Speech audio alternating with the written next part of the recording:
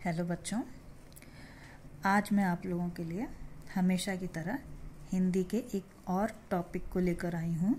हिंदी की एनसीईआरटी की जो आप लोगों की पुस्तक वसंत है, उसके पाठ 5 जिसका नाम है अक्षरों का महत्व के प्रश्न उत्तर लेके आज मैं आई हूँ।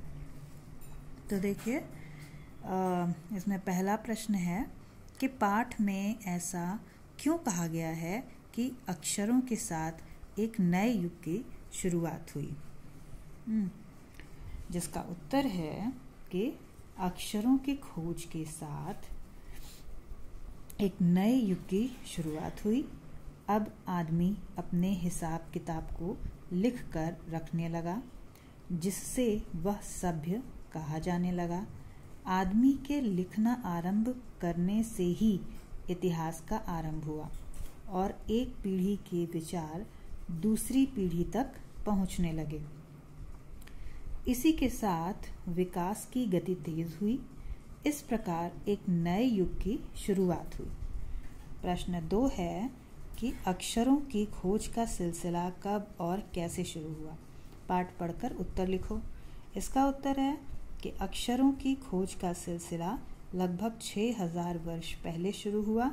इससे पहले व्यक्ति चित्रों के द्वारा अपने भाव व्यक्त करता था, जैसे पशु पक्षियों और आदमियों के चित्र। बाद में भाव संकेत अस्तित्व में आए। इसके बाद अक्षरों की खोज की गई।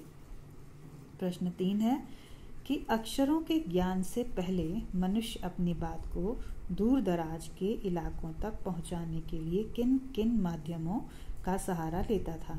जिसका उत्तर है कि मनुष्य अक्षरों की खोज करने से पूर्व अपने संदेशों को दूर दराज के इलाकों तक पहुंचाने के लिए चित्रों का सहारा लेता था। वह पशु पक्षियों, आदमियों तथा अन्य वस्तुओं के चित्र बनाकर अपनी बात दूर दराज के इलाकों में पहुंचाता था। बाद में इन चित्रों ने भाव संकेतों का रूप ले लिया और मनुष्य इनके माध्यम से अपनी बात पहुंचाने लगा। अब हम आ जाते हैं निबंध से आगे।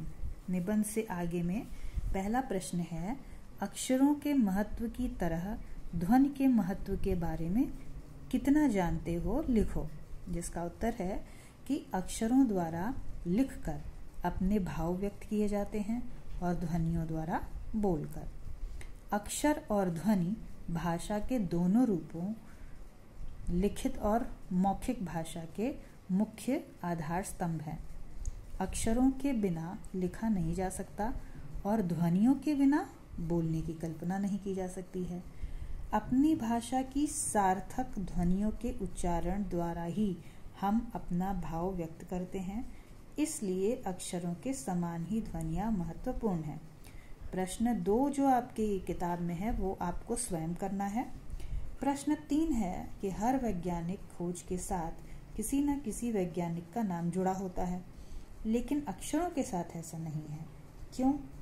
ये सत्य है कि हर वस्तु के आविष्कार में किसी न किसी वैज्ञानिक का योगदान होता है, लेकिन अक्षरों की खोज किसी व्यक्ति विशेष की देन नहीं है। यह मानव जाति के सम्मिलित प्रयासों का फल है। अक्षरों का विकास अनेक वर्षों के प्रयास एवं अभ्यास के फलस्वरूप हुआ, अतः इसके साथ किसी वैज्ञानिक का नाम नहीं जुड़ पाया। अब हम आ जाते हैं अनुमान और कल्पना के प्रश्नोत्तर पर, जिसमें पहला प्रश्न है कि पुराने जमाने में लोग यह क्यों सोचते थे कि अक्षर और भाषा की खोज ईश्वर ने की थी। अनुमान लगाओ और बताओ। उसका उत्तर है कि पुराने जमाने के लोग नहीं जानते थे कि अक्षरों की खोज किसने की है। उनका ज्ञान सीमित था, उनकी ईश्वर के प्रति निष्ठा अधिक थी। उन्हें ये भी अनुमान नहीं रहा होगा कि अक्षरों की खोज मानव भी कर सकता है। उनका विचार रहा होगा कि मानव इतना ज्ञानवान नहीं हो सकता कि वह अक्षरों की खोज कर सकता है।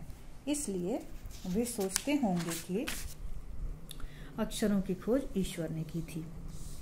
और प्रश्न जो दूसरा है वो भी आपको स्वयं करना है।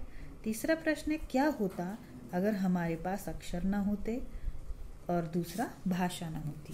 जिसका उत्तर इस प्रकार से है कि अगर हमें अक्षरों का ज्ञान न होता तो हम आज भी हजारों वर्ष पहले वाली दुनिया में भटकते भावों विचारों को लिखकर व्यक्त न कर पाते, तब हम अपना ज्ञान अगली पीढ़ी तक नहीं पहुंचा पाते और हमारा पूर्ण विकास नहीं हो पाता।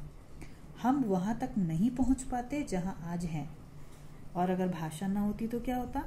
भाषा नहीं होती तो हम अपने विचारों को न तो बोलकर और न लिखकर दूसरों पर प्रकट कर पाते, हमारा सामाजिक दायरा बढ़ नहीं पाता और अलगाव बना रहता।